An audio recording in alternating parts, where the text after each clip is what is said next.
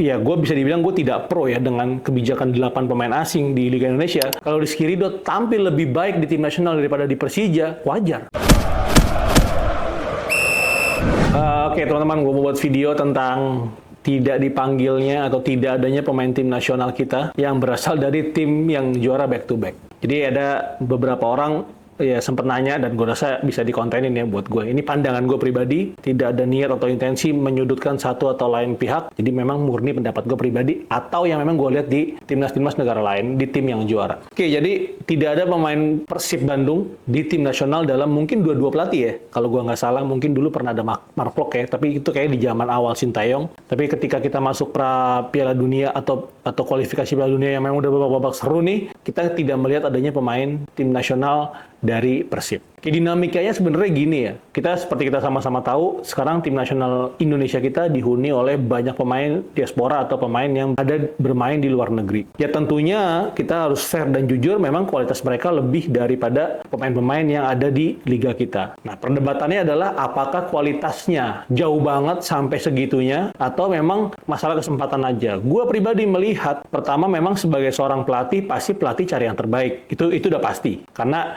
dengan hasil yang bagus buat timnya, dia menjaga reputasinya sebagai pelatih gitu. Di era Sintayong sendiri, dulu Mark Klok dapat tempat ya, tapi setelah datang beberapa pemain diaspora yang bermain di posisi yang sama, sepertinya dia kehilangan tempatnya. Ya mungkin ini bisa jadi faktor selera pelatih atau memang kebutuhan tim yang menurut pelatih secara spesifik mungkin Mark Klok tidak bisa menjalankan apa yang pelatih inginkan, bukan Mark Klok yang jelek, itu selera pelatih. Ditambah lagi, gue melihat kemarin terakhir ya, paling nggak patokan kita lawan Bahrain di sini di home, itu si Joy Pelupesi mainnya luar biasa lah ya, bisa sangat diandalkan gitu. Terus dia main di posisi yang memang krusial banget gitu, menjalankan perannya sebagai bridge dari lini belakang ke lini depan. Nah itu mungkin dari semua posisi yang ada gitu. Di kiri pun mungkin di Persib pada Edo ya, yang kita lihat performanya juga luar biasa, lumayan bagus ya di liga.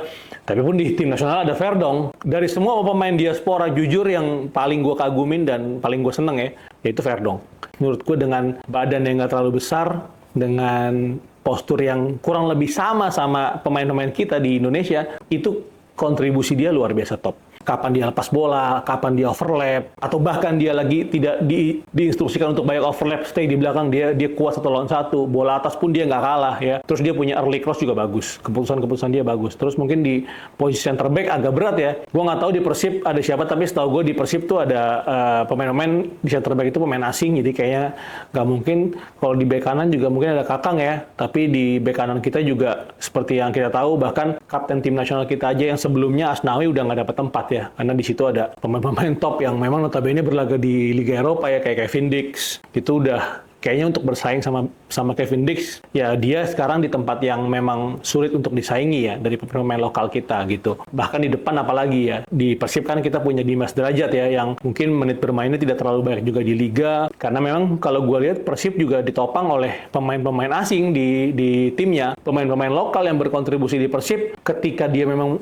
full berkontribusi bagus, pas dia naik ke tim nasional Indonesia juga agak sulit bersaing karena ada pos-pos di tempat tim nasional Indonesia yang sudah terisi oleh pemain yang secara kualitas mungkin lebih di atas, secara level juga lebih di atas. Dan ini buat gue jadi perhatian ya. Gue bisa dibilang gue tidak pro ya dengan kebijakan 8 pemain asing di Liga Indonesia, karena pemain-pemain lokal kita butuh jam terbang, butuh bermain, ya apakah dia akan main di tim nasional itu urusan belakangan. Tapi ketika dia dapat menit play yang banyak, ya lu bayangkan kalau ada 8 kuotanya, terus 6 yang main gitu, itu udah hampir 60% ya kan, gitu. Jadi pasti kalau lu punya tim dan lu hire pemain asing, lu bayar mungkin lebih nilai kontraknya di atas pemain lokal atau mungkin sama, ya masa lu ngambil pemain asing posisinya bek kanan bek kiri kan jarang ya. Pasti mereka ambil center back, gelandang pertahanan ataupun serang, dan striker.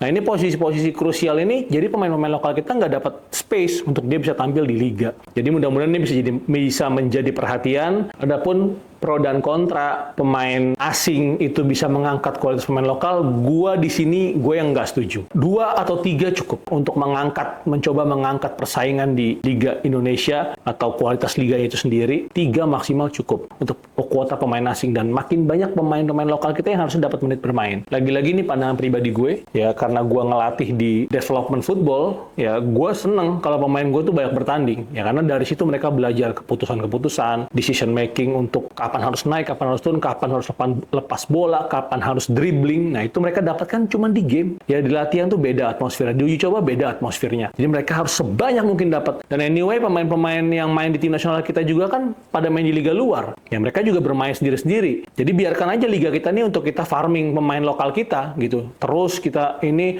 nanti begitu ada pemanggilan pemain timnas, kita mix lagi supaya pemain-pemain lokal kita kembali ke klubnya bisa membawa edukasi apa yang dikasih sama Tom Haye CS gitu, atau Ole gitu, yang memang punya Kevin Dix yang punya pengalaman segudang lah di Liga Eropa. JITSES ya, dia JITSES main di Serie A bos, main di Venezia yang notabene timnya di bawah. Means apa? JITSES itu keserang mulu, keuji mulu sama striker-striker top di Serie A. Ya lu bayangkan berapa banyak yang bisa kita ambil ilmu dari J. Kalau Rizky Ridho menurut gue, kalau Rizky Ridho tampil lebih baik di tim nasional daripada di Persija, wajar. Karena mungkin di lapangan itu dia di-lead sama orang yang punya pengalaman luar biasa, dan itu impact-nya luar biasa. Lu bisa lihat Rizky Ridho main di tim nasional nggak pakai canggung, bos. Nggak canggung-canggung, dia main lugas-lugas aja.